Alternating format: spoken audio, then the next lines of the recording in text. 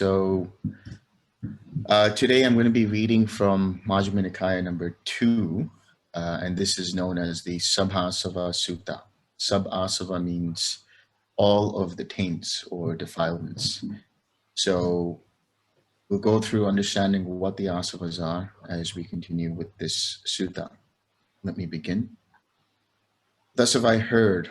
On one occasion, the Blessed One was living at Savatthi in Jeta's Grove, Anathapindika's park. There he addressed the bhikkhus thus, "Bhikkhus, Venerable Sir," they replied.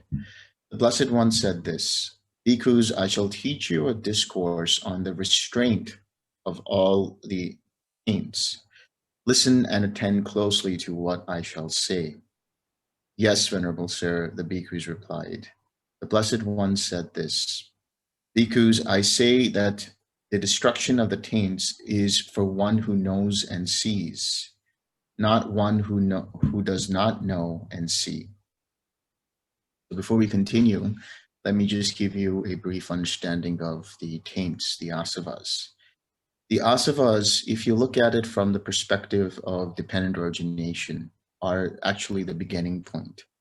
Going back to Majjhima Nikaya 9, which is the Samaditi Sutta, in which Sariputta is talking about the ways to understand the Dhamma, and he goes through each process of dependent origination, each link, and the cause of that link. So he looks at it from the perspective of the Four Noble Truths. And he says this link is the first noble truth, the origin of that is the second, the cessation of that is the third, and the way leading to the cessation of that link is the Eightfold Path. He goes through each process all the way from starting from Jara Marana, the 12th link, all the way to ignorance, as we understand it as being the first link. But then he says that there is this interdependency between ignorance and the asavas. So really the asavas are the headwaters. If you think about the process of dependent origination like a river, the source of that river are the asavas. And the asavas have been the origin point, so to speak, for every iteration of dependent origination. So it's the kamasava, the bhavasava, and the avijjasava. Kamasava is essentially the inclination or the projection towards sensual craving. Bhavasava is the inclination or tendency or projection towards existence. And avijjasava is the tendency towards ignorance. It's the inclination towards ignorance. So the asavas are really strengthened by every choice that we make in every moment. And we'll discover this as we go through the suttas. But really, the brief understanding here is the asavas give rise to ignorance, but ignorance is the base for the asavas.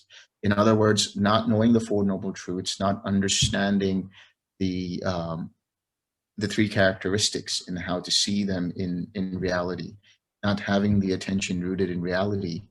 Because of that, there is a slip up in mindfulness. And because of that, there is the tendency to act out of ignorance, the tendency to act out of craving, the tendency to act out of conceit, which gives rise to these three asavas.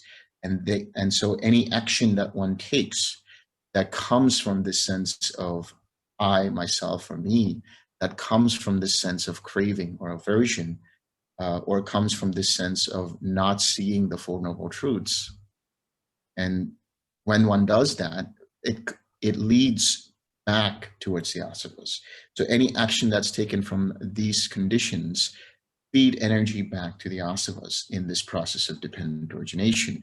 And those continue to influence ignorance, which continues to condition formations, which continue to defile consciousness, which then give rise to a particular kind of contact. And then that contact gives rise to a particular kind of feeling. And because the automatic response to that experience or that sensation or that feeling gives rise to further craving, it is a vicious loop that continues on within this process of dependent origination. The way to stop it really is mindfulness, as we'll see.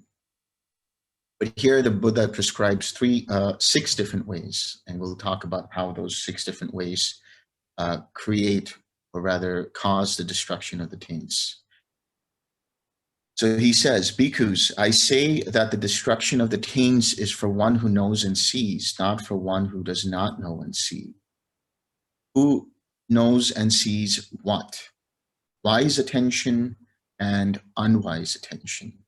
So this is Yoniso manasikara and ayoniso manasikara. The way I translate Yoniso manasikara is attention rooted in reality, because one is looking at reality as it is. And that essentially means seeing reality as being impermanent. And therefore, through that impermanence, seeing the intrinsic nature of dukkha in it. And therefore, seeing the intrinsic nature of dukkha in it, one is able to see the not-self aspect, the impersonal aspect, because it would not make logical sense to take what is impermanent and therefore a cause for suffering to be self.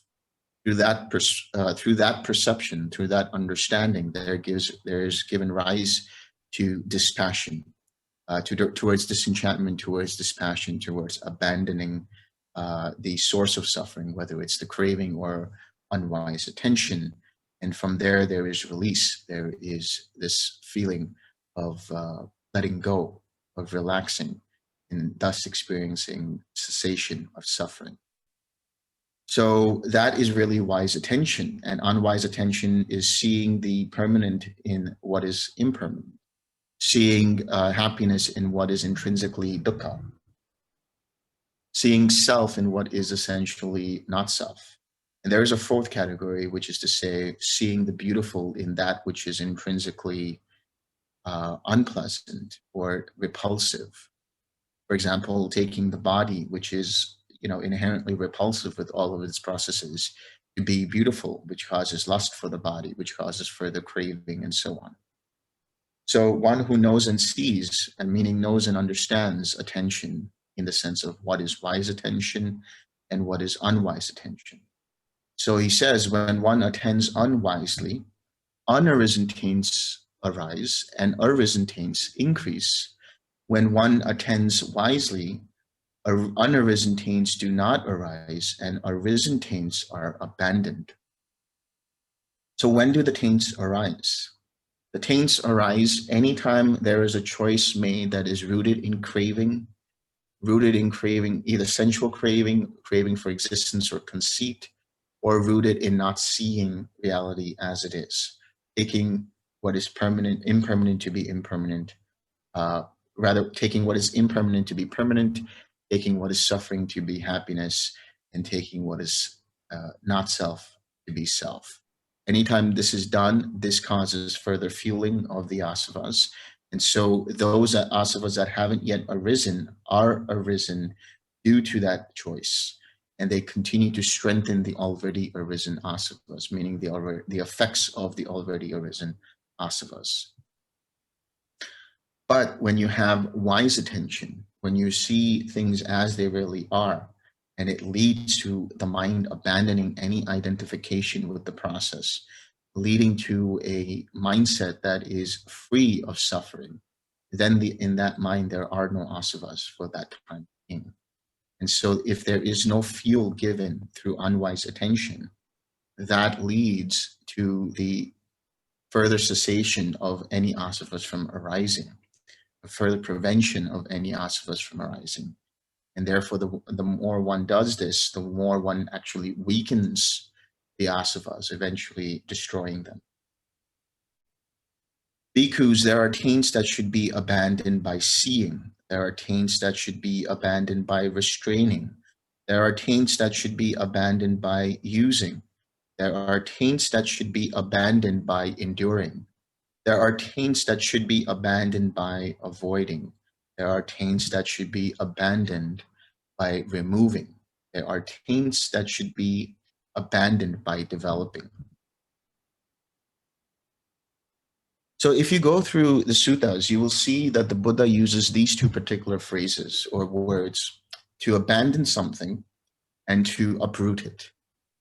And if you notice this, you will see that the abandonment of a source of suffering, the letting go, the releasing of that, is through the process of wisdom. And that wisdom specifically is the wisdom of impermanence. When you see that something is impermanent, your mind automatically turns away from it. And the turning your attention away from it is the abandoning. The uprooting, that's the second part that the Buddha talks about. The uprooting happens when you see the impersonal nature of that process. So when there's something that is impersonal, when there is something that is intrinsically not self, the mind automatically lets it go further in the sense of destroying that cause altogether, destroying that hindrance, destroying that fetter, destroying that underlying tendency, destroying that root, that defilement, or even the asava itself. So abandoning arises from seeing impermanence, really experiencing impermanence. And uprooting comes from the experience of anatta. And so that is why you will see that anyone who experiences or sees impermanence immediately has dispassion, has disenchantment and dispassion. The mind turns away. And somebody who then sees further into the impersonal nature of conditioned reality will automatically let go of it completely, will automatically uproot it. And so one who experiences anatta deep enough can therefore experience the destruction of the first three fetters and further. Indeed, when you go into what is known traditionally as the second sermon of the Buddha, the Anattalakkhana Sutta, you have Kondanya who experiences arahantship upon listening because he understands the impermanent nature and therefore abandons the conditions that cause further suffering, and then finally uproots those conditions with a deep understanding of anatta. After having uprooted that, all fetters are destroyed and he experiences arahantship. So this is a very powerful tool set in that sense, really deeply understanding impermanence, really deeply understanding the intrinsic nature of dukkha in that impermanence and the not self within that impermanence and that dukkha. So now he talks about the taints that are to be abandoned by seeing. What taints, bhikkhus, should be abandoned by seeing? Here, bhikkhus, an untaught, ordinary person, a worldling who has no regard for noble ones and is unskilled and undisciplined in their Dhamma, who has no regard for true men and is unskilled and undisciplined in their Dhamma, does not understand what things are fit for attention and what things are unfit for attention. Since that is so, he attends to those things unfit for attention, and he does not attend to those things fit for attention. What are the things unfit for attention that he attends to? They are things such that when he attends to them, the unarisen taint of sensual desire arises in him, and the arisen taint of sensual desire increases. The unarisen taint of being arises in him, and the arisen taint of being increases. The unarisen taint of ignorance arises in him, and the arisen taint of ignorance increases. These are the things unfit for attention that he attends to. And what are the things fit for attention that he does not attend to? They are things such that when he attends to them, the unarisen taint of sensual desire does not arise in him, and the arisen taint of sensual desire is abandoned. The unarisen taint of being does not arise in him, and the arisen taint of being is abandoned. The unarisen taint of ignorance does not arise in him, and the arisen taint of ignorance is abandoned. These are the things fit for attention that he does not attend to.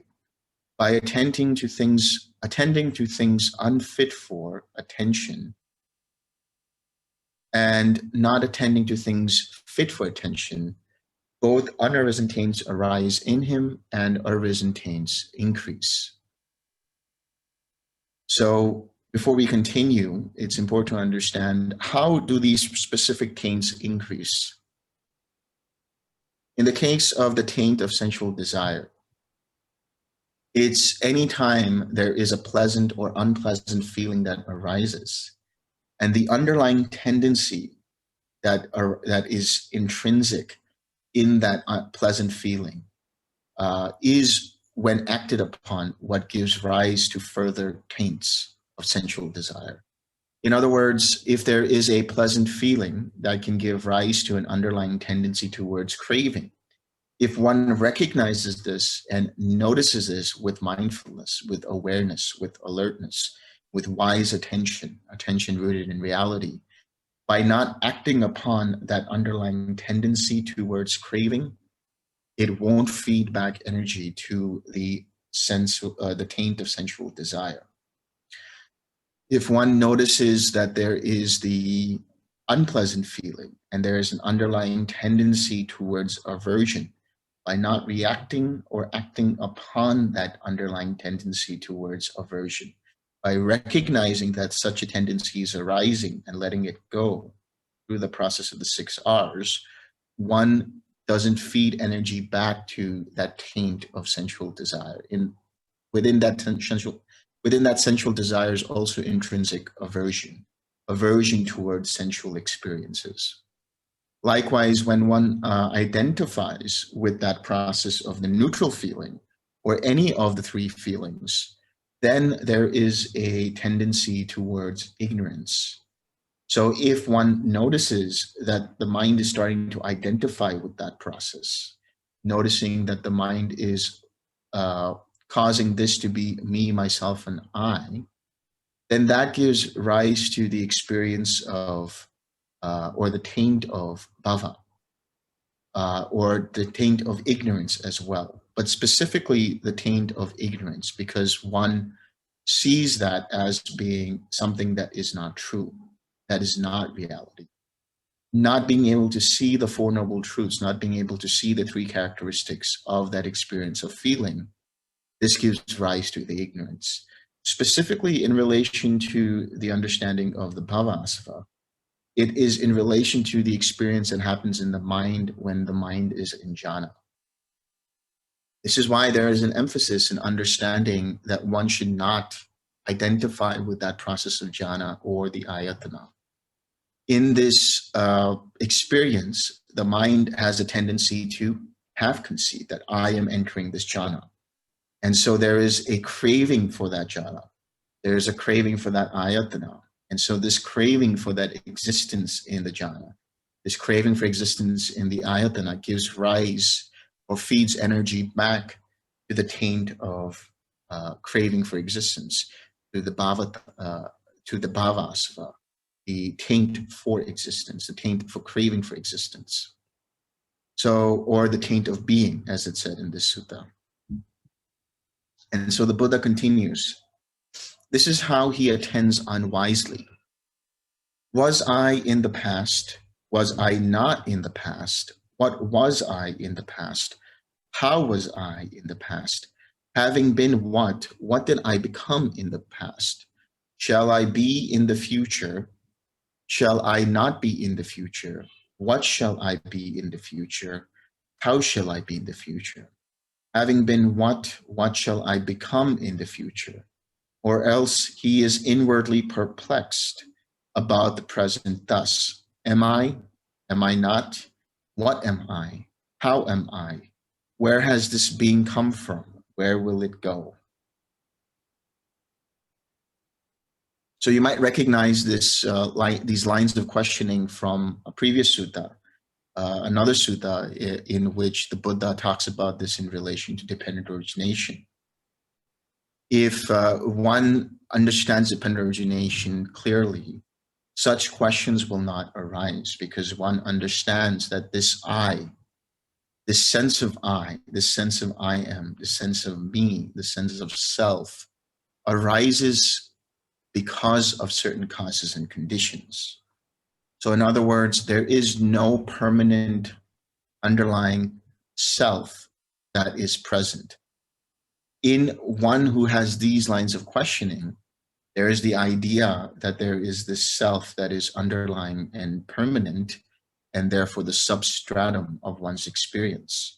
And so they might ignorantly contemplate, what was I, or who am I, or all of these other things, that am I not, where has this being come from, and so on.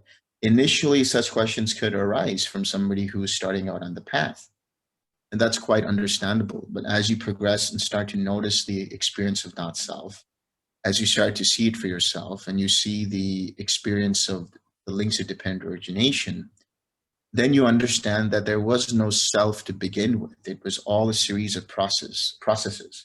It was all a series of impersonal processes, causes, and conditions that led to this experience that I am experiencing this, that I am the one doing this. I am the one who is feeling this. I am the one who has started this, and so on and so forth. So this sense of I am, this sense of self, when it is contemplated such, will give further rise to the asavas, will give further rise to the conditions for reality, or the conditions for samsara, conditioned existence, to continue in the same way. When he attends unwisely in this way, one of 6 views arise in him. The view self exists for me arises in him as true and established, or the view no self exists for me arises in him as true and established, or the view I perceive self with self arises in him as true and established, or the view I perceive not self with self arises in him as true and established, or the view I perceive self with not self arises in him as true and established. Or else he has some such view as this: it is this self of mine that speaks and feels and experiences here and there the result of good and bad actions. But this self of mine is permanent, everlasting, eternal, not subject to change, and it will endure as long as eternity. This speculative view, bhikkhus, is called the thicket of views, the wilderness of views, the vacillation of views, the fetter of views. Fettered by the fetter of views, the untaught ordinary person is not freed from birth, aging, and death, from sorrow, lamentation, pain, grief, and despair. He is not freed from suffering, I say. So these are the different kinds of self-view that can arise. And it is interesting to see, for example, this self exists for me. That doesn't make any sense at all. I mean, logically speaking, when you say this self exists for me, who is that? Is that the self, or is that the me? Or is the self equal to the me? You see, there's already this logical fallacy there when you see it for what it really is. Then it says, no self exists for me. So if you have that view that no self exists for me, then what is the me? There is some underlying taking of self as me that has no self. Likewise, I perceive self with self. How is that possible that you can perceive self with self? Or I perceive not self with self. Or I perceive self with not self. And then, of course, it is this self of mine, this idea of this underlying self that experiences everything.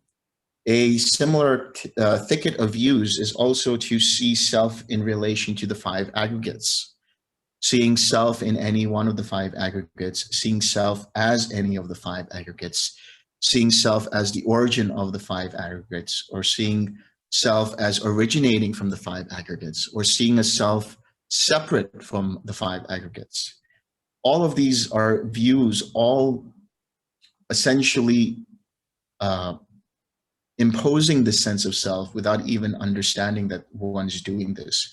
So there is this ignorance, there's this ignorance of the ignorance. There's this deep ignorance where one doesn't even realize that the mind is applying the sense of self, even when it says that it experiences not self with the sense of self, or experiences a self with not self, and so on and so forth. So in other words, it presupposes a self, whether it's the eternalist view or whether it's the annihilationist view. And in both cases, it is wrong view. In both cases, it leads to suffering. It leads to further samsara. Whereas if you have the experience of dependent origination, which is really the middle way, this is the wisdom that arises through the middle way of the Eightfold Path. When you see it, you then realize, or in that sense, the mind is able to see for itself upon reflection through this process, that there was no self to begin with. There was just this process that gave rise to this experience of self, and the mind identified with it through this process of fetters, through this process of taking it as personal. So the mind has to go from the perspective of this is myself, or I am experiencing this, to this is what is being, this is the experience, and this experience itself is impersonal. So in other words, there is a perspective shift. There is this shift in perception by having seen dependent origination. The mind can continue to contemplate for many hours this whole process, but unless there is that deep intrinsic experience that allows the mind to completely abandon and let go and see anatta in that process, it's not, whatever contemplation you do will only be superficial. It won't be penetrative. The penetrative wisdom arises from actually experiencing dependent origination through the process of the Eightfold Path that leads to insight and knowledge, that leads to the experience of cessation of suffering, and that leads to the experience of Nibbana. So the Buddha says, Bhikkhus, a well-taught noble disciple who has regard for noble ones and is skilled and disciplined in their Dhamma, who has regard for true men and is skilled and disciplined in their Dhamma, understands what things are fit for attention and what things are unfit for attention. Since that is so, he does not attend to those things unfit for attention, and he attends to those things fit for attention. What are the things unfit for attention that he does not attend to? They are things such that when he attends to them, the taint of sensual desire, the taint of ignorance, the taint of being, and the taint of ignorance increases. These are the things unfit for attention that he does not attend to. And what are the things fit for attention that he attends to? They are things such that when he attends to them, the unarisen taint of sensual desire does not arise in him and is abandoned. And the arisen taint of sensual desire is abandoned. Likewise for the taint of being, and likewise for the taint of ignorance. These are the things fit for attention that he attends to. By not attending to things unfit for attention, and by attending to things fit for attention, unarisen taints do not arise in him, and arisen taints are abandoned. And so now we're going to see what is it that such a person would attend to wisely. He attends wisely, this is suffering. He attends wisely, this is the origin of suffering. He attends wisely, this is the cessation of suffering. He attends wisely, this is the way leading to the cessation of suffering. When he attends wisely in this way, 3 fetters are abandoned in him: personality view, doubt, and adherence to rules and observances. These are called the taints that should be abandoned by seeing. So when the Buddha talks about attending wisely to these things, he's talking essentially about the 4 noble truths.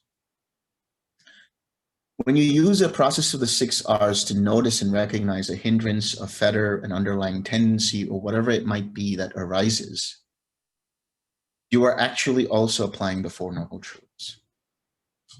The way this is done is when you recognize that there is something that is unwholesome, whether it's a taint, a fetter, an underlying tendency, or a hindrance, or whatever it might be, any unwholesome quality of mind, that is the dukkha. You are seeing that this is suffering. You have recognized and understood that this is suffering. Then when you release your attention away from that experience, release the undue attention away from that process of that experience, you are releasing the origin of that suffering. In other words, you are abandoning the craving, but more broadly speaking, the samudaya, which is technically the origin, which is technically the second noble truth of the cause of suffering. So anything that causes suffering, that could also be undue attention. Attending unwisely to the hindrances, attending to the unpleasant feeling, attending to the fetter, attending to whatever it might be that is the process of suffering, that is the process of dukkha. Attending to that is the cause. Releasing the attention is therefore abandoning the cause of the suffering. The cause of the suffering being that attention. Releasing that, one then comes back to the mind and or body. And so one is using mindfulness to come back, attends to the mind and body, and intends the relaxation of the mind and or body. In this process of relaxation, what one is doing is tranquilizing the formations that arose because of this experience and that also caused that experience through the process of unwisely attending. When one releases, or rather relaxes the formations, relaxes the mind and or body, one actually experiences the third noble truth. That is the cessation of suffering. One experiences Nibbana in that moment, for that time being. If you attend wisely to that process of relaxation, you will see that the mind is open and spacious.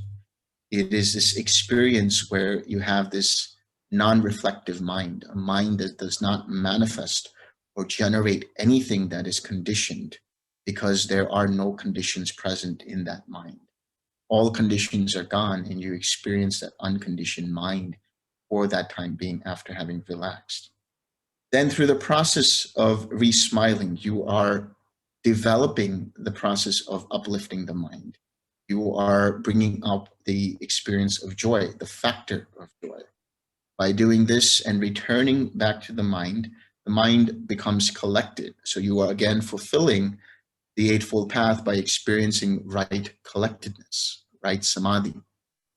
And anytime you repeat this process, you're doing so with equanimity, without any aversion or anger or ill will or irritation towards the hindrance or towards suffering itself.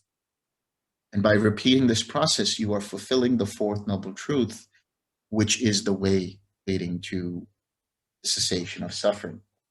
Remember that the six R's are essentially the encapsulation of the Eightfold Path. The six R's are essentially the heart of the Eightfold Path, and that is right effort. Remember that it is through right effort that wrong view becomes right view, that wrong intention becomes right intention, that wrong speech becomes right speech, that wrong action becomes right action, that wrong livelihood becomes right livelihood, that wrong mindfulness becomes right mindfulness, and that wrong samadhi becomes right samadhi. So the process of applying the six R's directly leads to the grinding away, the erosion and final eradication of the asavas. Every time you notice the underlying tendency of craving to arise, every time you notice any kind of underlying tendency at the level of feeling that can project further to cause any kind of craving for senses or sensual experiences, craving for identification, craving for existence, leading to clinging and being and so on.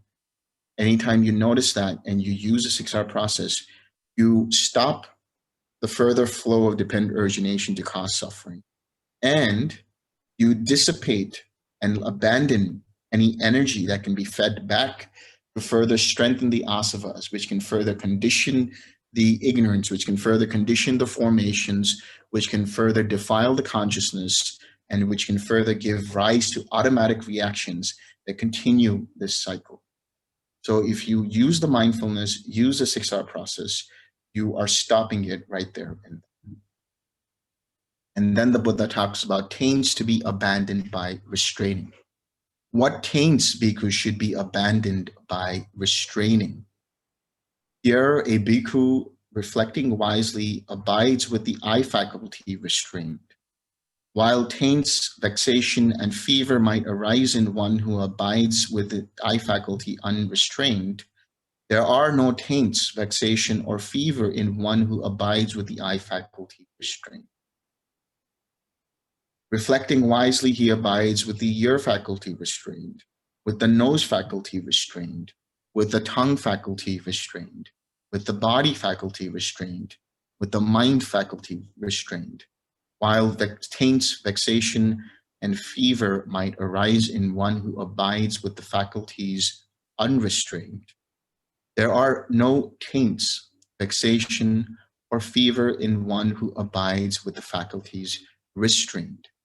These are called the taints that should be abandoned by restraining. So this is an extension of what we just spoke about earlier. When one sees that the mind or any of the faculties that give rise to the process of contact and feeling and perception, and there is no mindfulness there, there is no wise attention there is no Yoniso manasikara there, there is no heedfulness, no clarity there, it will cause the taints to arise. It will cause vexation. It will cause fever. In other words, it will cause further craving, clinging, and being to arise. But this restraint does not mean suppression. It does not mean control. It does not mean force. It doesn't mean any of those things. Restrained might be one translation to use, but the other translation is to see with wisdom, and through seeing with wisdom or through mindfulness, letting go instead of restraining, because the concept of restraining kind of gives the imagery that one has to tighten their focus around the eye faculty, the ear faculty, and the other sense faculties. One has to restrain the mind around what one is experiencing, and this gives rise to actually tension and tightness.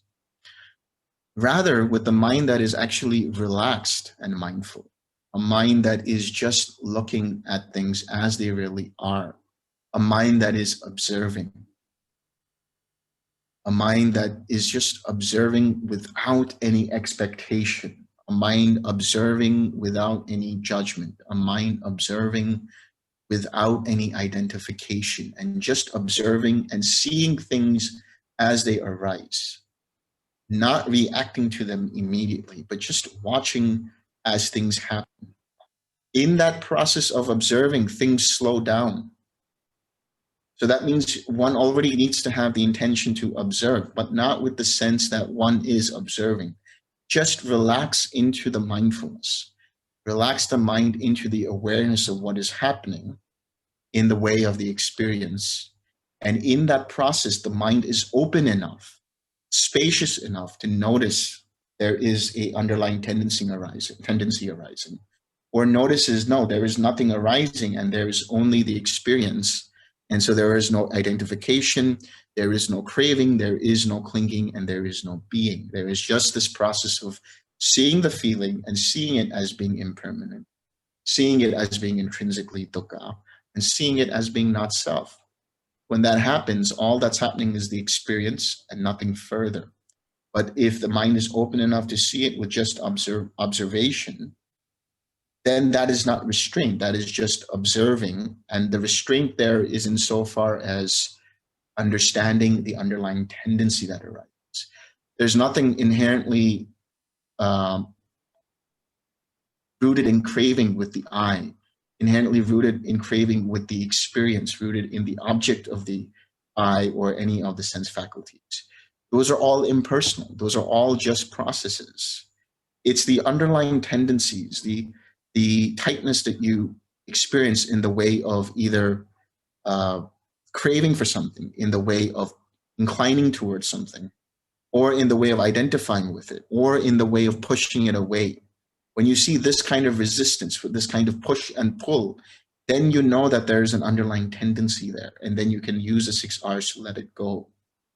So that is what needs to be restrained. And when one means restrained, when one says restrained, really what one means is using mindfulness to observe and abandon and let go, to relax into the mindfulness of it and to let go of it and then replace it with something wholesome, whether that is mindfulness or any of the enlightenment factors or loving kindness or whatever it might be.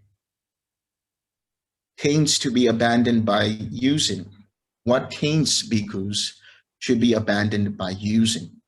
Here, a bhikkhu reflecting wisely uses the robe only for protection from cold, for protection from heat, for protection from contact with gadflies, mosquitoes, wind, the sun, and creeping things, and only for the purpose of concealing the private parts. Reflecting wisely, he uses alms food neither for amusement, nor for intoxication, nor for the sake of physical beauty and attractiveness, but only for the endurance and continuance of this body, for ending discomfort, and for assisting the holy life, considering, thus I shall terminate old feelings without arising new feelings, and I shall be healthy and blameless and shall live in comfort. This is very important to understand here. So specifically, the Buddha is talking about terminating old feelings without arousing new feelings in relation to eating. Because what generally happens is when one is hungry, the mind inclines towards food, the mind gets agitated, the mind gets restless, and there is this old feeling of hunger, the experience of hunger. But then when one eats, does one eat for the pleasure of amusement, meaning the pleasure of that, identifying with the taste of that, for building up the body and so on and so forth, which means that one arouses new feelings, which means there's craving inherent in that process of eating. There's identification in that process of eating.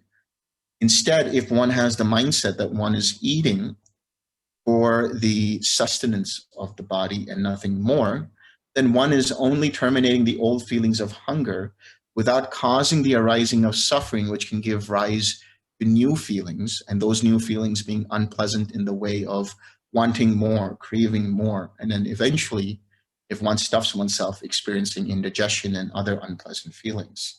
So in other words, being healthy, blameless, and living in comfort is eating till one's fill, and understanding that this process of eating is only to keep the body alive and nothing more, especially as a monastic. But in terms of training for meditation, it's very useful as well, because one is rarely mindful of the experience of the feeling of hunger, of the unpleasant feeling of hunger. And in that process, one can actually observe if there's an underlying tendency towards craving for food or aversion and annoyance at that hunger. In noticing that, one lets go of that and just eats with mindfulness, eats with that understanding, and lets go of any craving for more when one's body has had one's fill. Reflecting wisely, he uses the resting place only for protection from cold, for protection from heat, for protection from contact with gadflies, mosquitoes, wind, the sun, and creeping things, and only for the purpose of warding off the perils of climate and for enjoying retreat. Reflecting wisely, he uses the medicinal requisites only for protection from unarisen, afflicting feelings and for the benefit of good health. While taints, vexation, and fever might arise in one who does not use the requisites, thus there are no taints, vexation, or fever in one who uses them thus.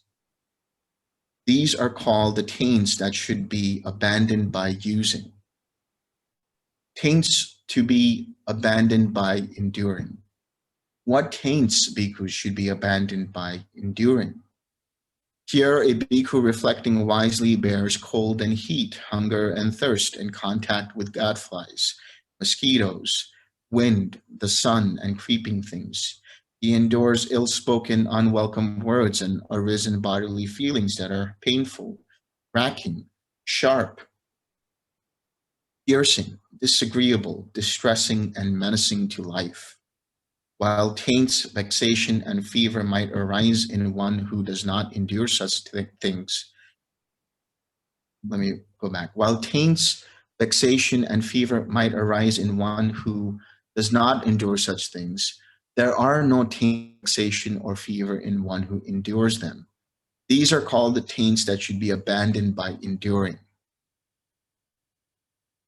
It's really important to understand what this word enduring really is implying. It doesn't mean that one has an ascetic lifestyle, because if there is asceticism that causes the mind to experience painful feelings, that can cause discomfort, that can cause resistance in the mind, that can cause tightness in the mind and the body, that can cause restlessness and all kinds of things that are not conducive for the practice of samadhi. Rather, here the endurance is in reference to understanding that there is present a unpleasant feeling.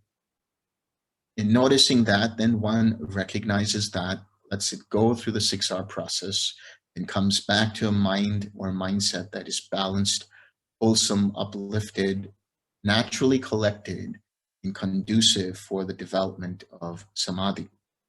So endurance here is not like, okay, there's a mosquito biting me, or there's heat, and I just have to stay here in the heat, or whatever it might be.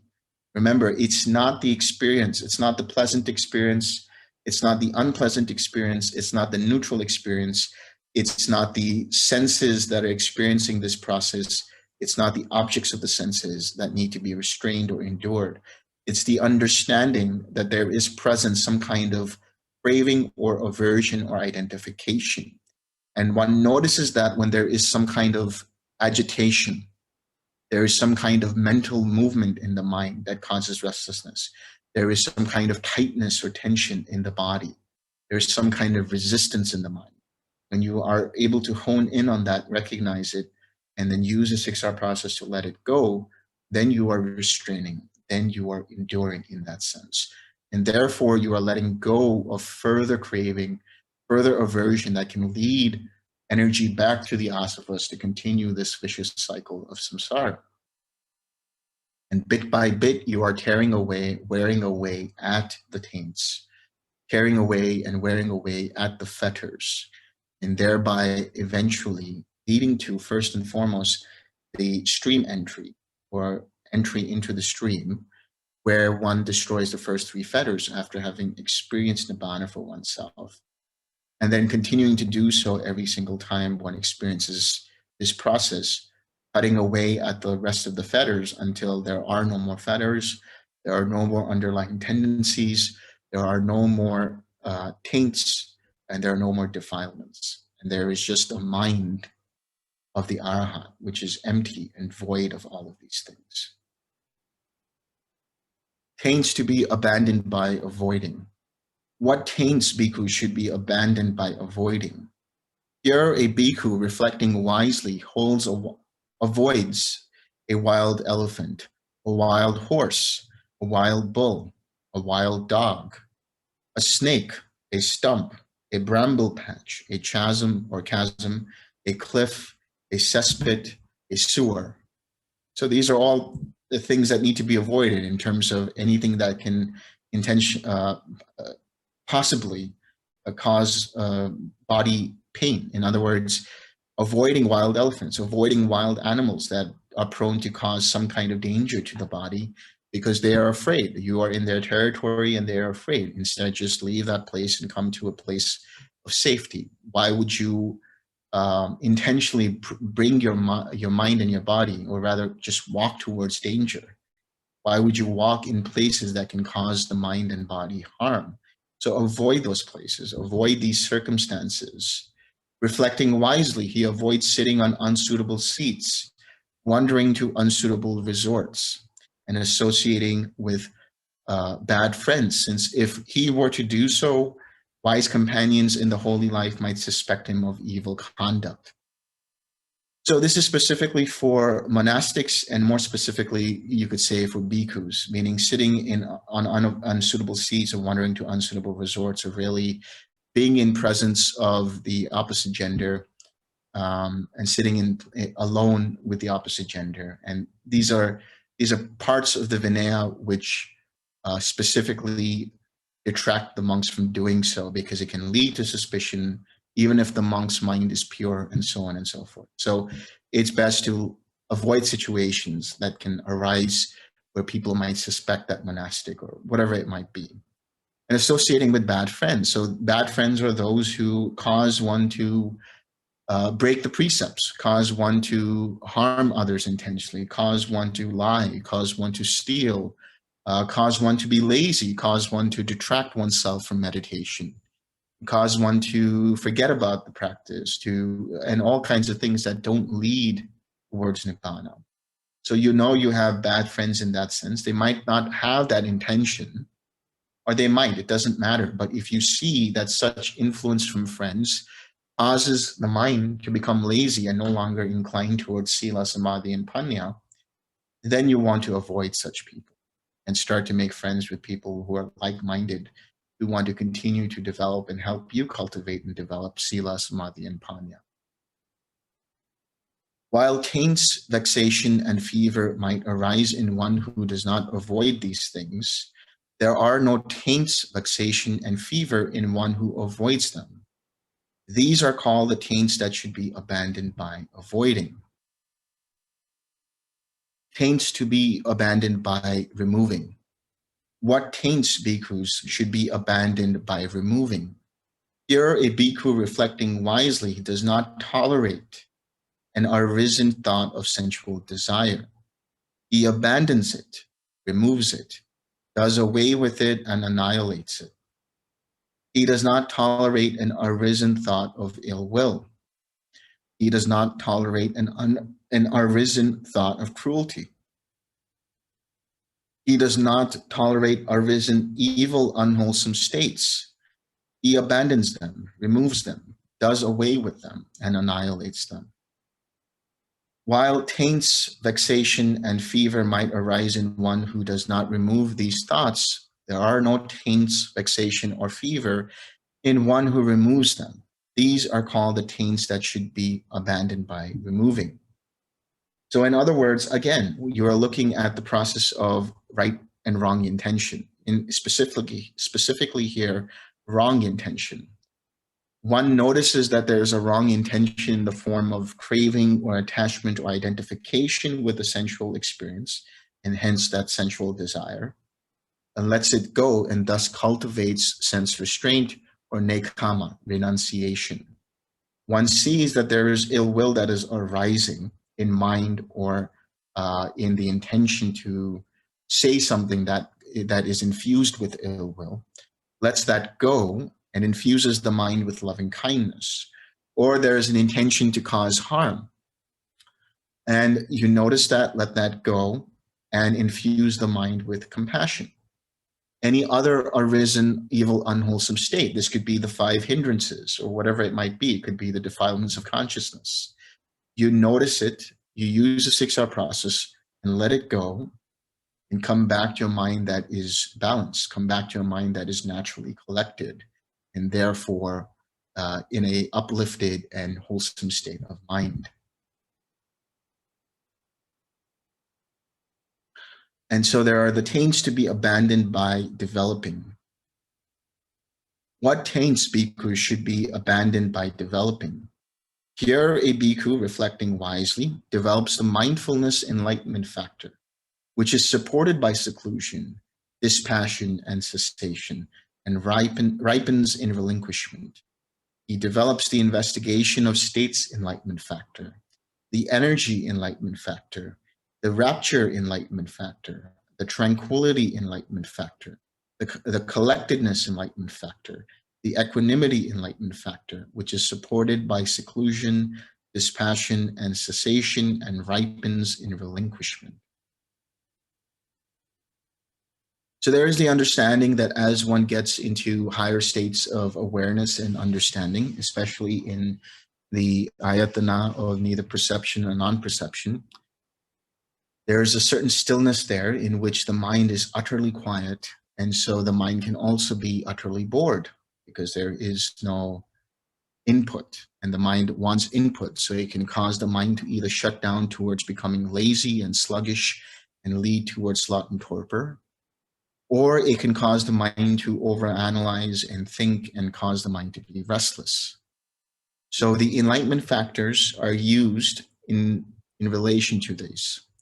So we understand that the mindfulness is the basis for whatever enlightenment factor you intend. By bringing it up, you are intending that enlightenment factor. So in other words, when you see that there's sloth and torpor, you have the mindfulness, the recognition that there's sloth and torpor.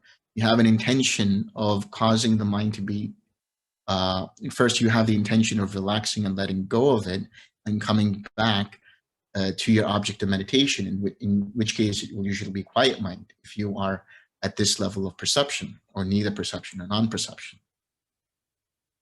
And so the mind becomes further honed in. You're using the investigation of states to discern the sluggish thoughts, or the sluggish mind, the sloth and torpor, is a mind that is not attentive. By focusing in on the attention, you're doing so through the process of investigating, not through analyzing, not through reflection, not through investigation in that active process, but rather just noticing, okay, the mind is sluggish. The mind has sloth and torpor, and returning back and using energy to focus the attention a little bit, using interest in your object of meditation, which would be the quiet mind. And that brings about the joy. And so that joy uplifts the mind. In the case of restlessness, you still have the mindfulness. You are able to still discern that the mind is restless, but in this case, you relax. You relax into the quiet mind. You let go and allow the awareness or the attention of the mind to relax, which becomes naturally collected around the object and eventually brings about equanimity. And this equanimity is where the mind is neither craving for something, whether that's Nibbana or coming out of the meditation, or having aversion towards the process, saying that I don't like this meditation, or I don't know what's going on here, nothing is happening, having irritation and everything else like that. So equanimity is really a mind that just sees reality as it is.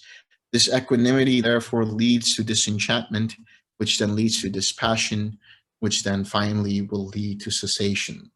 So it is at these higher states that one uses the enlightenment factors in this process. But there is another way to understand the enlightenment factors through the process of the 6 R's.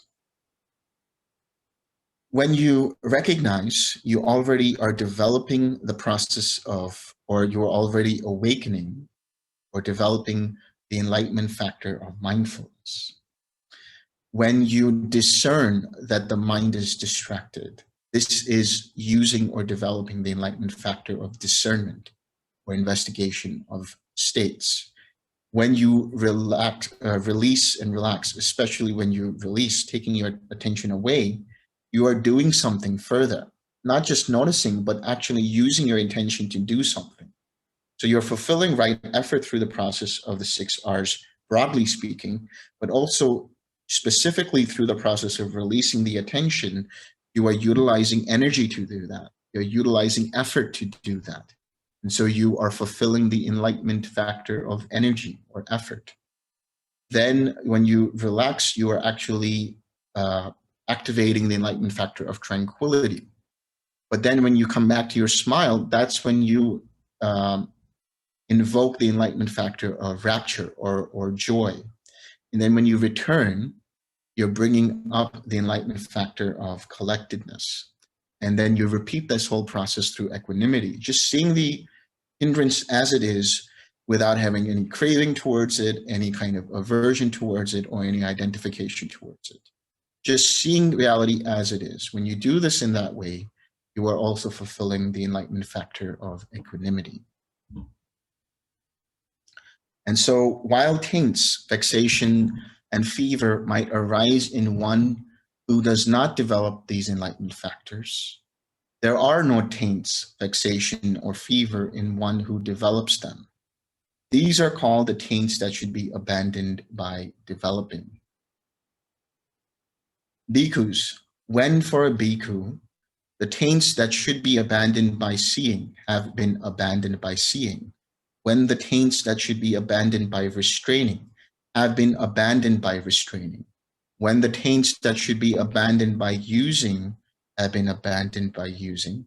when the taints that should be abandoned by enduring, having been abandoned by enduring, when the taints that should be abandoned by avoiding, having been abandoned by avoiding, when the taints that should be abandoned by removing, having been abandoned by removing, when the taints that should be abandoned by developing, having been abandoned by developing, then he is called a bhikkhu who dwells restrained with the restraint of all the taints. He has severed craving, flung off the fetters, and with the complete penetration of conceit, he has made an end of suffering. So here the restraint of all taints really is indicating the destruction, really, because for the arahant, there are no more asavas. He is called a kinasava, the one who has destroyed the asavas, the one who has destroyed the taints, he or she, the arahant. And so severed craving, and craving is severed in terms of the craving for sensual pleasures or sensual craving in general when the mind destroys the first 5 fetters, and so then one enters into the state of the anagami. Then flinging off all the fetters, that is to say, especially conceit, because it is here the complete penetration of conceit. That means not identifying with the 5 aggregates, seeing the 5 aggregates as they are in terms of being impermanent, intrinsically dukkha, and impersonal. There is complete destruction of any kind of relation of I am as a subject or object of the 5 aggregates, as a subject or object of the world or the world beyond or the 6 sense spaces or anything in this process. When all of that I am, all of that conceit is destroyed, and in fact, there are 55 different types of conceit according to the Mahanidesa and Chula Nidesa. And these 55 types of conceit are so because there is the one-fold conceit all the way up to the 10-fold types of conceit. And so when one has destroyed all of this, the penetration of all of this conceit, they have also destroyed the fetters dependent upon that conceit. That is the craving for existence or the craving for a form existence or formless realm, and the restlessness, destroying this and then seeing the 4 noble truths, understanding them, and never again having the lack of mindfulness, one also destroys ignorance and has made an end of suffering, made an end of rebirth, made an end of samsara, so to speak. That is what the Blessed One said. The bhikkhus were satisfied and delighted in the Blessed One's words.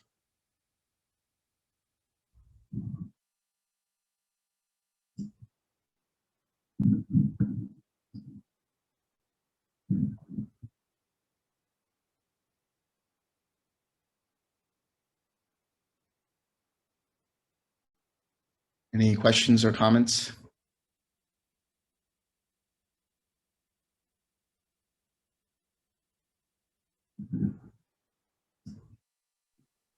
Yeah, I've got one.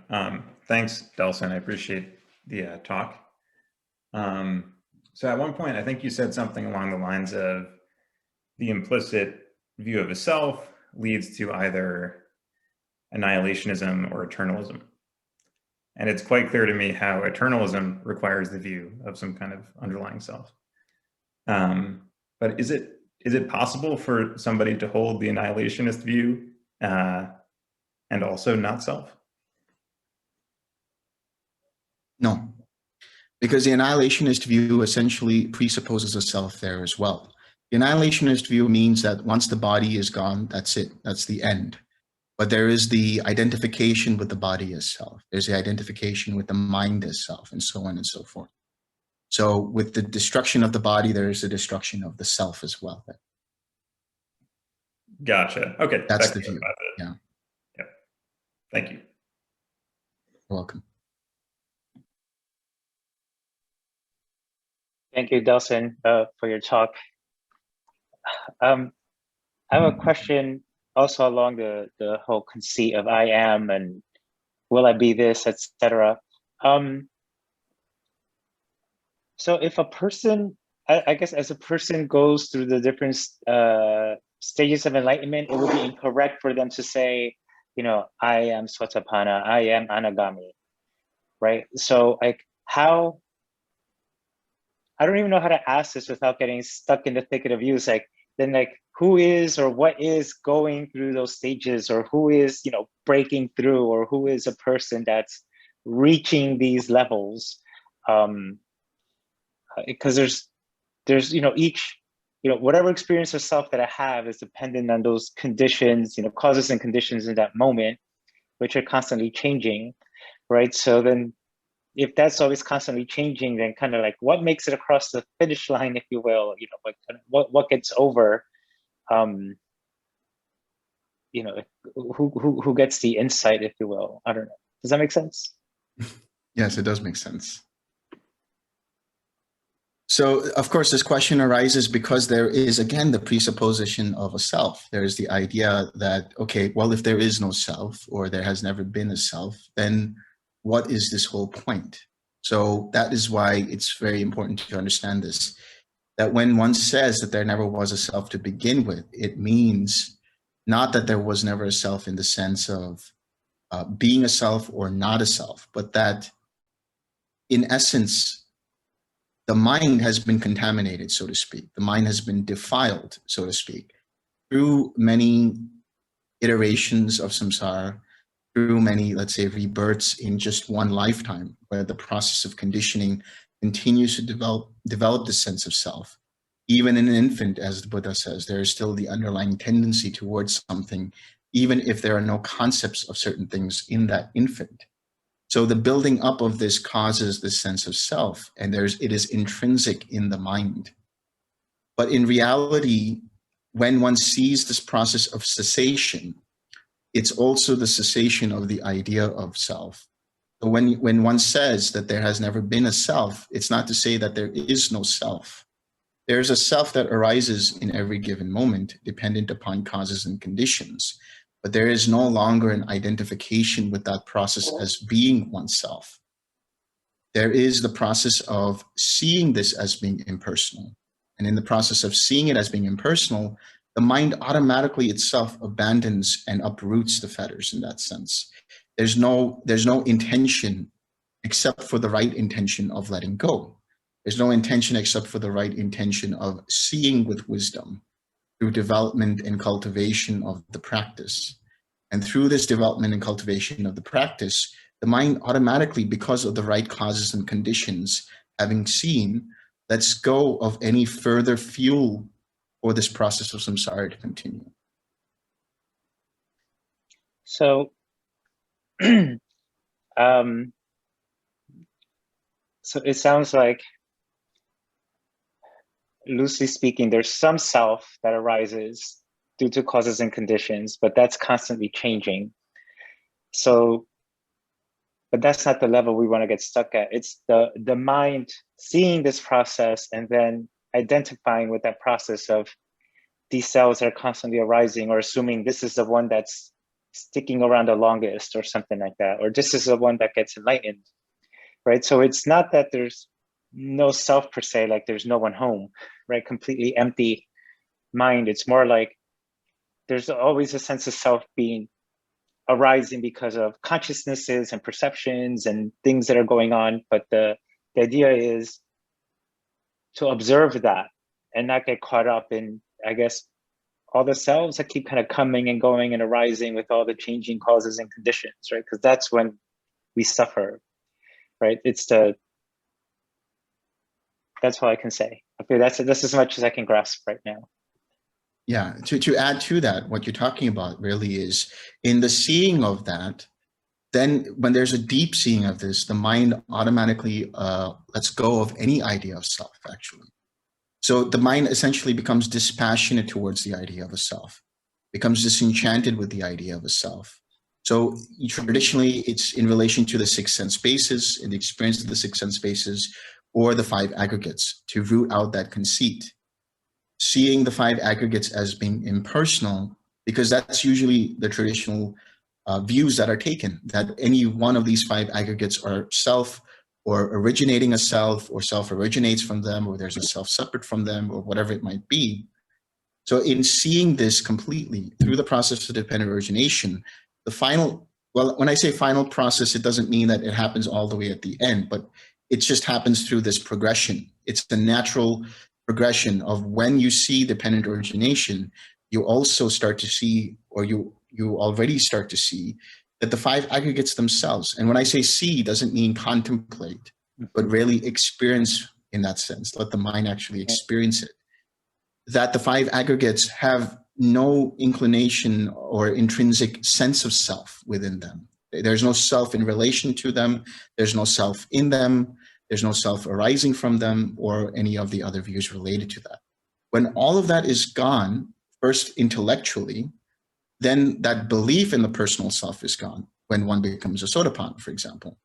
Then when one sees that and experiences it deep enough to that point of letting go of conceit, then the self no longer, or the five aggregates are no longer experienced as self in any of these different types of views.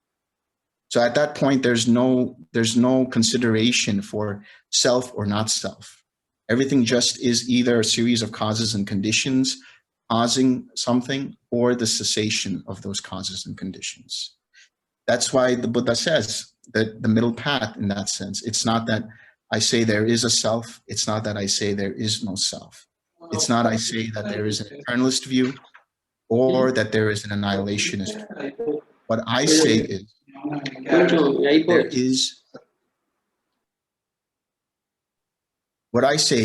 that there is an arising of causes and conditions that give rise to suffering, but there is a process of the cessation of suffering.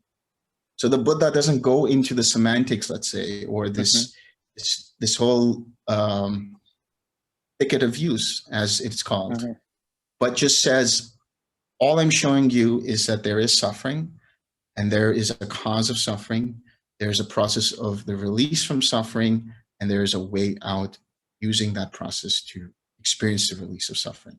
And then to encapsulate that further, all I teach is that there is suffering and there is a way out of suffering.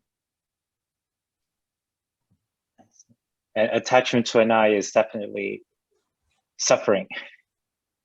Yes, exactly. Yes. Thank you. You're welcome. I have a question, please. Yes. It's very hard for me to comprehend who is doing the seeing, who is observing the stream of consciousness. It's very hard for me to grasp that. Yeah. So the way to understand it is like, okay, I will use an analogy, and let's see how far it goes in terms of how clear it can be. So imagine, you have the mirror and you have the reflection of whatever it is in the mirror. And so this is really talking about consciousness and mentality and materiality. Consciousness, awareness is the mirror, and it is reflecting something, whether that is the name and form, or whether that is the process of one or more of the faculties of nama, meaning it's the contact, the feeling, the perception, the intention, or the attention. Intention or attention. So when there is the mirror, there is the reflection of that. If you cease the reflection, is there still a mirror? Is there still something there? So the mirror, in that sense, only exists insofar as there is a reflection. And the reflection exists only insofar as there is a mirror. So there is this interdependency between the awareness and the experience itself. With the awareness, you have the experience. And with the experience, there is an awareness of the experience. So the awareness is what is, let's say, seeing this process. But that awareness is not something that is permanent. It is an awareness that is arising based on the arising of an experience. So, for example, if one sees this process of dependent origination, it's through consciousness, through awareness, that is the mindfulness, that is the attention that is seeing it. But it's not this screen of awareness that is permanent, that is just seeing it. When there is the arising of formations, one has the understanding that the formations have arisen and that passes away. Then it moves on to a new awareness of the arising of consciousness, to a new awareness to the arising of nama rupa, the new awareness of the arising of the six sense spaces, to a new awareness to the arising of contact, feeling, and perception, and so on and so forth. So whatever is seeing is still not some permanent sense of seeing. It's still a seeing dependent upon the experience itself. That's why when you're doing this whole process of cessation, you are ceasing contact, feeling, contact, feeling, perception, and consciousness, because it's the awareness that is dependent upon the contact, feeling, and perception. And there then you see, well, you don't see anything in cessation itself, but upon arising, you see this whole process of having arisen. So, but the deeper understanding is, in the process of the arising, there are multiple awarenesses of that arising and passing away, dependent upon those arising and passing. Okay. So when one becomes an arahant and gets off the wheel, the awareness is no longer. It's poof. Is that what you're saying? No. Oh, No. okay. There will still be an awareness. There will still be an awareness dependent upon whatever experience is arising. But that will be a non-reflective awareness. That's why I use the analogy of the mirror. Oh. It's very, meaning there is still the awareness, but there's no reflection. I see. Okay. Okay. Does that make sense? Yeah. No, not really. But I think I have to let just. Me go. Sorry. Yeah. No, that's okay. So I'll explain it this way. The arahant's mind, being the non-reflective consciousness or the non-reflective awareness, when one says that, that doesn't mean that there is just one awareness or one consciousness of the arahant that is non-reflective. Even in that awareness of the contact, feeling, and perception, because there is no conceit there, there is no reflection actually. Oh, okay. So there's no sense of, there's no fuel that causes that reflection to be taken as me, myself, or I. There's no fuel that causes the awareness, the mirror of that awareness, to be taken as me, myself, or I. Okay. I'll have to absorb that. Thank you. Thank you. You're welcome. So there was a question that was, hey, Tony, can you wait? I just want to read this question that was in the chat because somebody asked it. Yes, please. Yeah. With death, if the self ends, then what about us having past lives? So that's the thing. There is no self ending with death. There's no self arising with birth or anything like that. It's just, again, an impersonal process. Likewise, with the process of rebirth, what is happening is there have been intentions, there have been choices that have been made. And these choices condition the formations, which is to say they condition the process of intention. They condition the way the mind inclines towards something, the way that the mind has an interest in something.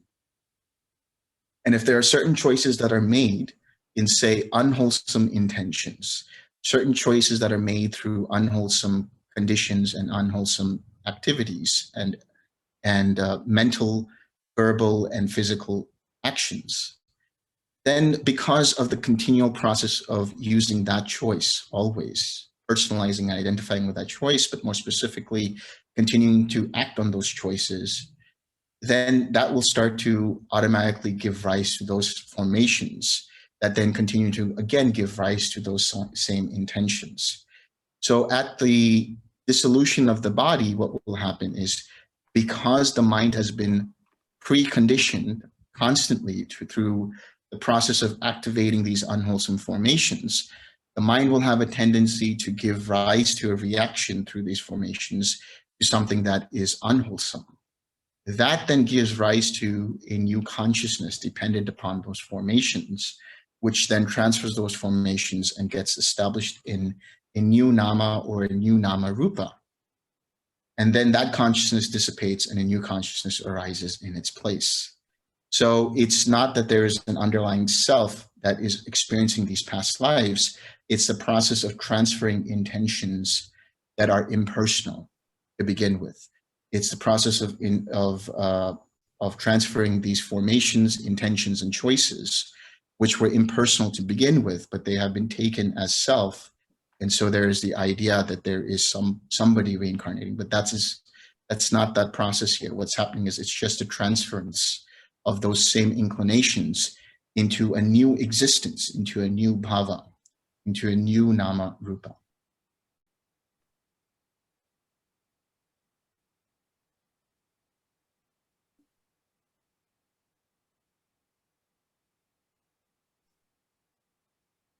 Tony, you had a question? Oh yes, I have a question, just a curious one related to the previous when you talk about the mind of the arahant was not with seeing things, but not in the reflection. Does that mean that the formation, well, the process of the dependent origination still happening after that, but they don't create any new karma because the formation doesn't have the attached me, myself, and I in it? Yes. So here's a way to understand it. You can also understand it through the process of karma. So in the arahant's mind, the arahant is always mindful of this whole conditioned reality being impermanent, intrinsic of dukkha, and being not self, meaning being impersonal. It is just happening because of a series of impersonal causes and conditions. So any kind of experience that they have is a result of previous choices prior to full awakening. So any kind of new karma no longer arises for the arahant, which means that new karma is anything in the way of craving, clinging, being, and rebirth. But the old karma is anything that has already arisen in the way of the formations arising through contact and feeling and perception. The consciousness that is aware of this process, dependent upon that experience. Of course, then this nama rupa and the sixth sense bases, which continue to change dependent upon the choices and intentions. It can still change based on things that somebody does. But what happens is at the level of contact, feeling, and perception, the arahant just sees it as it really is. So there's no clinging to it. There's no craving to it. There's no conceit. There's no identification that can fuel or strengthen those formations that were fettered by that conceit, fettered by that craving, fettered by that ignorance. That's why it is said that the arahant's formations are pure. Pure in the sense that they are void, they're empty of any kind of fetters. So any formations that arise as a result of any kind of contact, sensory or mental contact, but that's all it is. There's in that contact itself, there's no identification process going on. In that contact itself, there's no craving going on. So the formations that arise might come in the process of some kind of intention or some kind of mental or physical feeling or experience, and that's it. There's nothing to further fuel more formations to arise that can cause further craving, clinging, and being.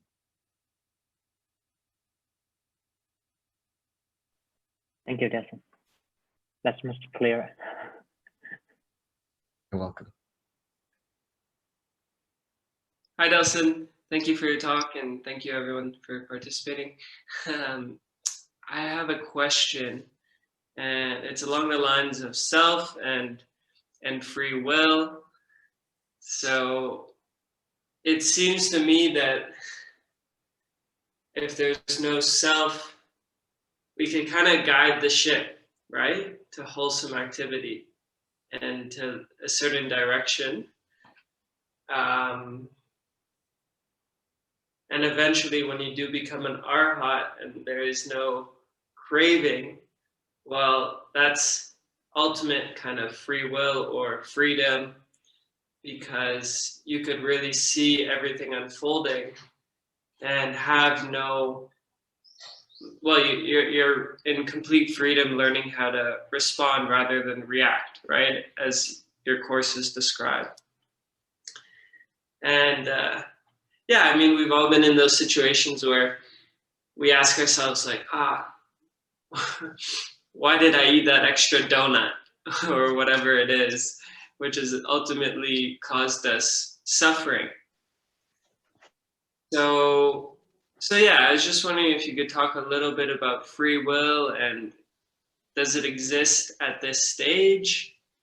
Like, a thought arose from a Telegram message that I was like, oh, I'd like to go see this talk, but like, who chose that? Is it my karma? Or is it Jonathan? Or, you know, what's going on? There is a free will insofar as a conditioned free will. So in other words, all intention is still conditioned. Even for the arahant, there is still a process of conditioned existence for the arahant. All that the arahant is free from is continuing the process of samsara, continuing the process of further suffering. So insofar as their choices are concerned, they are choices rooted in freedom insofar as they don't have any identification or craving. But their intentions will still be conditioned by contact, will still be conditioned by some kind of feeling, some kind of perception. So even though there is freedom there, it is still conditioned. The free will that you talk about would be a will that is out of the scope of any kind of cause and effect, out of the scope of any kind of cause and consequence. So for the arahant, even though they have the intention to do something, that's all it is right there and then. It's not that they will cause any kind of suffering for themselves through the craving. They will experience the effects of whatever previous choices that they made, but it will terminate right there and then. So that process of seeing it as being impermanent, that process of seeing it as being intrinsic of dukkha, and that process of seeing it as being impersonal is conditioned by wisdom, so to speak, is conditioned by mindfulness. The only thing that is unconditioned is the Nibbana element itself. So if the arahant thinks, if the arahant feels, if the arahant experiences, they are still experiencing conditioned reality. They're still having an intention rooted in conditioned experience.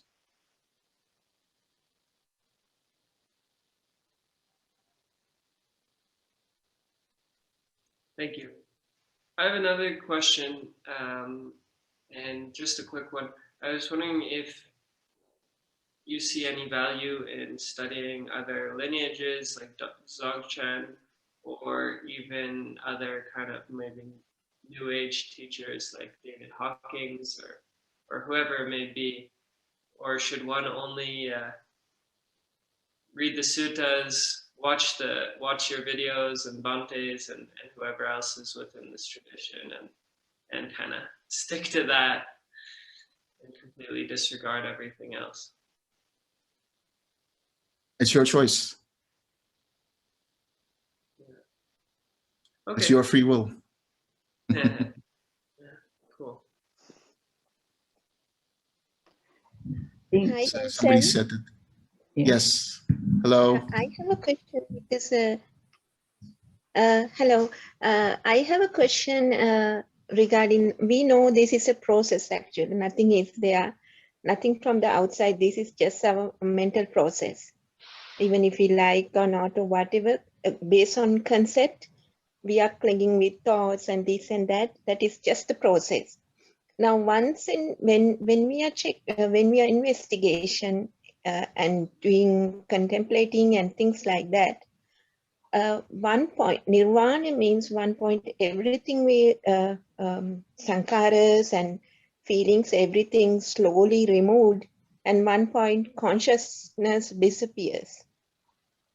Then when, that's what I want to know, then when everything disappears, we will get to know this is anatma, nothing, and there is no self. That is called nirvana. In one point, the consciousness should be disappeared. Am I correct? See, the cessation of perception, feeling, and consciousness can bring about the experience of Nibbana. The realization of anatta can bring about the experience of Nibbana. But Nibbana in itself is, simply put, the cessation of suffering. So it's the cessation or the putting out, the extinguishment of the fires that can cause further suffering. So to that extent, wisdom born from the experience of anatta is that same Nibbana as well. Oh, thank you. And other thing is, while I was meditating, one point I feel really suffering, heavy burden in my mind. Then I work towards backwards. Why this heavy burden? What's contemplating? And I found out nothing from outside. It's a one concept was there for me. I was surrounded by thoughts and feelings only on that concept. That's the way we need to contemplate. Right. So what was happening is your attention, there was undue attention to that concept, undue attention to that, which continued to aggravate or continue to strengthen or nullify that suffering. So going back to what one had said earlier, where you see and recognize it and release your attention away from it and relax it and then replace it with something that is wholesome. That's the process to do it. So contemplation here is insofar as understanding that there is here some kind of suffering, that there is here some kind of craving and aversion that is leading to suffering or undue, unwise attention to it. So my suggestion there would be to have seen that the attention is continuing to fuel this concept, continuing to fuel this unpleasant feeling or perception. So taking your attention away from that and directing it towards something that is wholesome would then dissipate that experience. Yes, okay. That is then Buddha was find out dependent origination from the backwards, I believe so. Mm-hmm. Backwards. Then contemplating on the backwards, you will get to know the every point. Right. So the way that process worked is really over multiple hours, actually, in the sense that the Buddha asked, or there was an intuition being asked that, what is the cause of suffering? What is the cause of old age, suffering, and death, and so on? And so there was an insight that arose that birth is the cause of that. Then he reflected further in the sense of just waiting for the mind, asking the question, and then the insight arose that being or becoming or bhava is the cause for birth, and so on and so forth. So what he essentially, after his reflection, was able to see this whole process of dependent origination over a long period of time after having asked the question and then getting the insight in the mind that this is the cause, or this is the cause, and so on and so forth. There's a comment here: no contemplation during meditation, not seeing dependent origination backwards during the sit, which means there's no contemplation during meditation. There is just the meditation in a sense. So do you want to elaborate, please? Yeah, well, I was afraid that Sandani is talking about contemplating the suffering during the meditation, and the meditation is just plainly seeing what is happening, not analyzing during the meditation, not trying to see backwards how dependent origination is happening during the sit. So I hear it quite a lot recently, and you don't do that during the meditation. You can do it before or after, but not during. Yeah. Yeah, there is no contemplation in the meditation, because contemplation would imply analysis or reflection, which would imply that the mind is no longer in this state of jhana, because there is mental activity going on beyond the scope of the jhanic factors. So the contemplation into dependent origination, as you so rightly put, so happens either before the practice or after the practice. And preferably after the practice, because the mind is quite collected after having gone through the process of meditation.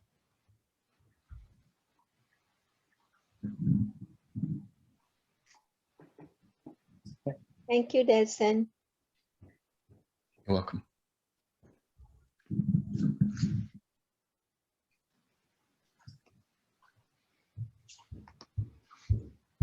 Delson, sorry, when you started the talk, you said you talked about 3 types of asavas. You said bhava asava, avijja asava, and what was the other? Kama asava means kama, which is a sensuality or sensual experience. So craving for sensual experience.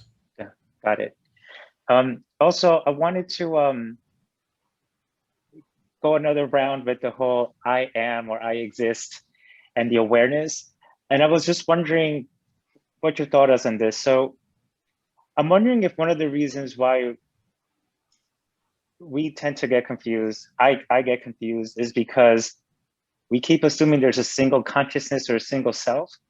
But then, the Buddha talks about the 6 sense spaces. So there's not me seeing, me smelling, me touching. It's more like there is seeing consciousness, seeing contact. And then when that process is done, the I that's seeing disappears, right? So an example I can think is, I'm not smelling anything right now. So there's no nose contact, no nose consciousness. But if I walk down the street and I walk past a bakery, there will be nose consciousness, nose contact, pleasant feeling. And then it's like, ooh, I like that. There's that I. But then when I'm past the bakery a few blocks away, that whole bundle, if you will, of smelling and nose contact and pleasant nose feeling disappears, and whatever awareness around that or I around that bakery experience also disappears, right? And now I'm on to like another I experience. If I see a bus or I see a handsome person, whatever, then that's also a new bundle that comes up, and it also dissipates as the experience goes away. So when we're not, I guess the unaware person, the uninstructed person will say, I had a wonderful smell, I saw beautiful people, or I saw terrible things, or I smelled a bus going by and it was awful. But the instructed person, or the person who's had an experience with cessation or something like that, might just recognize, like, oh, there is this like pleasant nose experience happening right now. Oh, of course, because I'm near a bakery. That's why this stuff is happening. Or, there's a pleasant eye experience. Oh, because there's these people in front of me. But as soon as those people are gone, the eye experience just goes away. There might be pleasant, unpleasant experiences, attached to the bakery or the people that I see, but there's no attaching to it or disliking. It's just kind of watching that this is what's happening, right? But there is no I who's watching each of these single experiences. It's just there's eyes popping up at each of those experiences, and when those experiences disappear, all those. Yeah, just to interject just slightly there. It's not the eyes that are arising there. It is the awareness of that arising there, upon which there's a superimposition of an I. But continue. Sorry, go ahead. Okay. No. Thank you. That's what I'm trying to tighten up. So it's these awarenesses come and go, and then it's the identification with that. Like, I am aware. I like this bakery, and I always go there, and I walk by it every day at 5 a.m. And then today there's no smell. Like, why isn't that smell there? I'm so used to it being there, right? But it's like you said, there's just an awareness, and then I impose a sign that awareness. And when there is no awareness that I'm attached to, that I happen to like, now there's an I that I'm almost also attaching to that. Like, why am I not having this pleasant nose experience? And that's, I'm creating the suffering by imposing that I on awarenesses that come and go through all my 6 sense bases. Just, we're a hodgepodge of awarenesses, if you will, but I have approached Buddhism assuming there's just a single awareness that I have that's watching all these things, rather than, no, it's a stream of awarenesses always coming and going, coming and going, coming and going. And the mistake is imposing an I on that, or collected, unification of that. Is that kind of like closer to what the Buddha is trying to say with the 6 sense bases? I'm so glad you brought this up, because this refers to the Bhaya Sutta, one of my favorites, so to speak, and the Malunkyaputta Sutta, which is, of course, one of Sil's favorites. And in that, there is that refrain: in the seeing, there is only the seen. In the hearing, there is only the heard. In the smelling, there is only the smelled. In the tasting, there is only the taste. In the touch, or in the touching, there's only the experience of touch, and in the cognizing, there's only the cognized. There is no you, or there is no self after the experience. When there is no experience, there is no self before the experience. Just that is the cessation of suffering. This is how the Buddha puts it in the Bhaya Sutta, as well as the Yoniso Sutta. So the thing that you mentioned, which was when you go around near a bakery or whatever it might be, and you have that pleasant smell, but if you were not there, would you have that experience? Would you have the awareness of that? That is specifically talked about in some ways in the Malunkyaputta Sutta. So the Buddha says, if there was no contact or experience, and I'm paraphrasing here, but if there was no sensual experience there, would there be an arising of craving for that experience? There would not be, because it was not there. So the craving is dependent upon the feeling, that feeling being dependent upon that contact giving rise to the awareness of that experience, and that awareness having the superimposition of a self is what causes the further craving, the superimposition of the I or the I am. But when there is none of that, that itself is the end of suffering.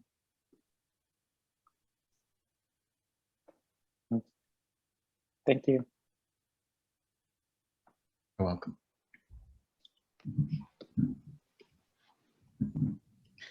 Yes, and that's a good point. Also read 6 Sets of 6. That's a very powerful sutta. If you just go back and read it, or watch one of, I guess, Mante's videos, where I think he just goes through that whole process, it's very meditative, because if you just listen to it, the mind just goes into a state of collectedness, and then there's a possibility of just abandoning and uprooting and experiencing cessation right there, just by really listening to that.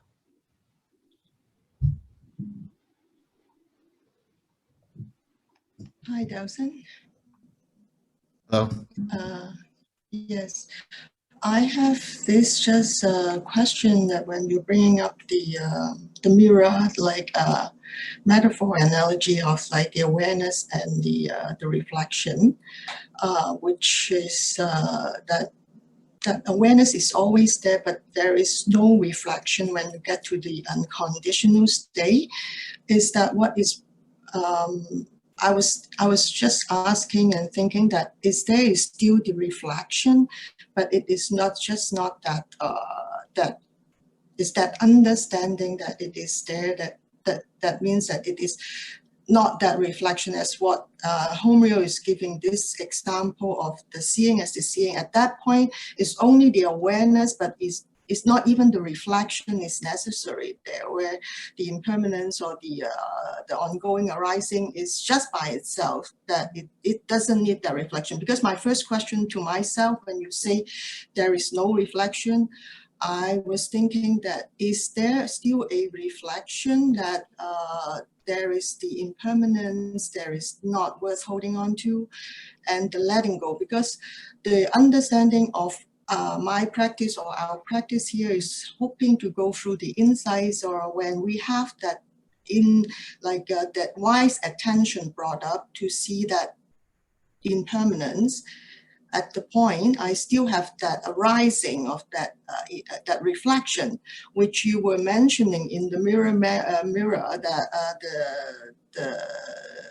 the analogy that even the reflection is not there. It's not there, but the awareness is there. The awareness of the seeing, the seeing is the seeing, the hearing is the hearing, is there. But the reflection is not necessarily already.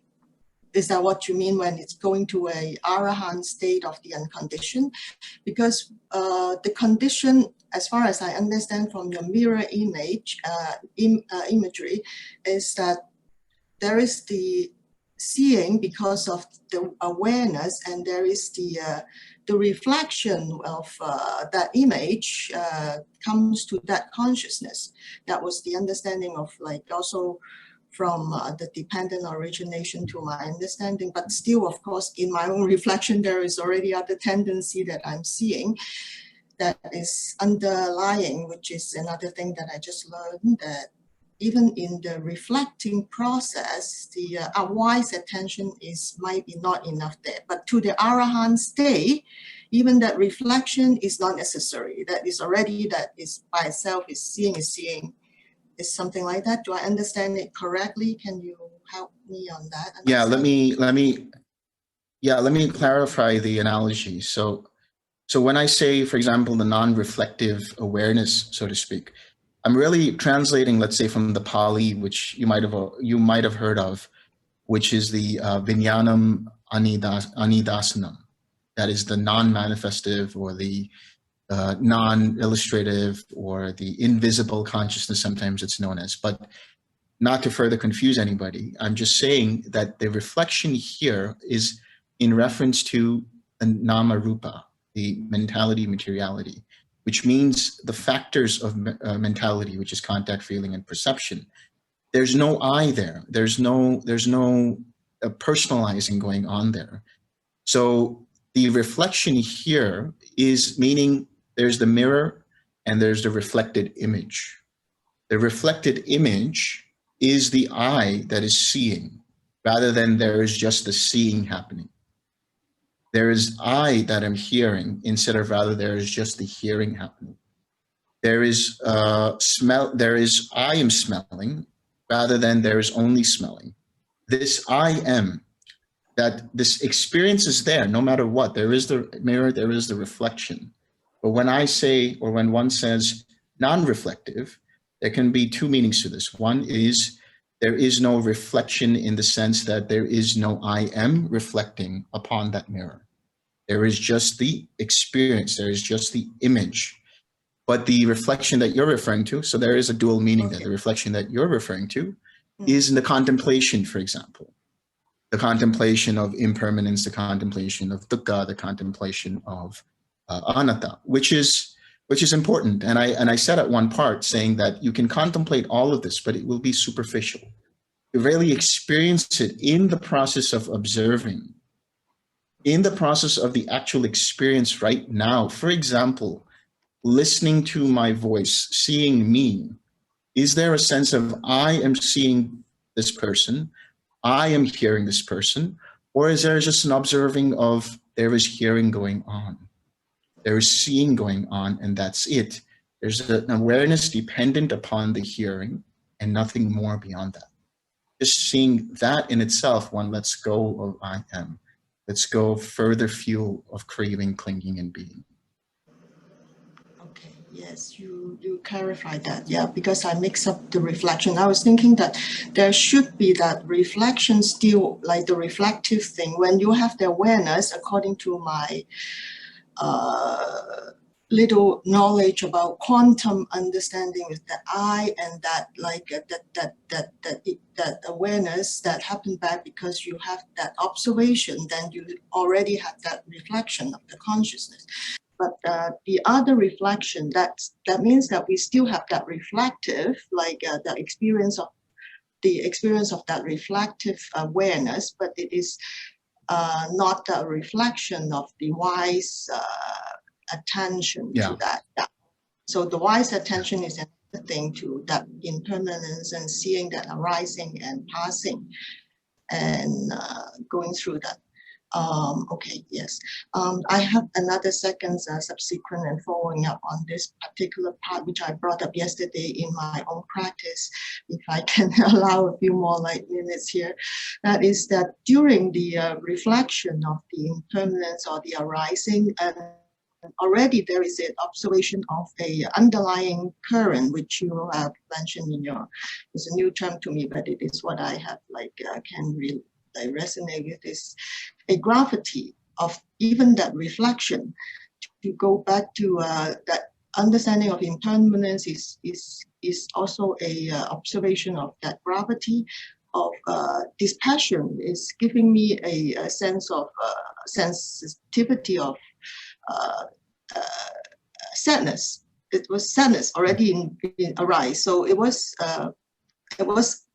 obviously it's my underlying currency, right? That is a current or that gravity, though, that impermanent understanding or that arising, passing, going away is something that is in me, that concept underlying, that has already in previous lives, that this was or whatever, that my understanding, the knowledge that it has connected something with, even the dispassionate is sad. So it's by concept there. So I want to clarify that.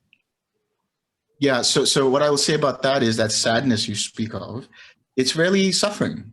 It's really dukkha, right? It's a result of having seen the impermanent nature of what the mind once took as being permanent. So the mind having been used to seeing this as permanent, having now seen this as impermanent, as a reaction to it because it is dukkha. So now if you just see this dukkha for what it is, and then go to the next part of seeing it as impersonal, then you abandon even that sadness, because you see that sadness as an impersonal reaction of seeing this. Then when you see the anatta, then you completely have full dispassion, full abandonment, and full cessation.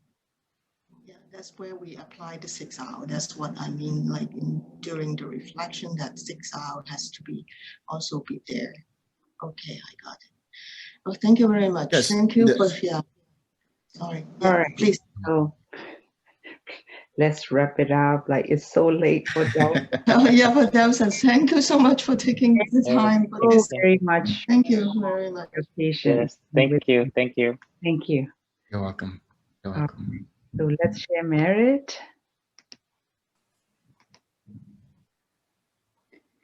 May suffering ones be suffering free, and the fear struck fearless be. May the grieving shed all grief, and may all beings find relief. May all beings share this merit that we have thus acquired for the acquisitions of all kinds of happiness.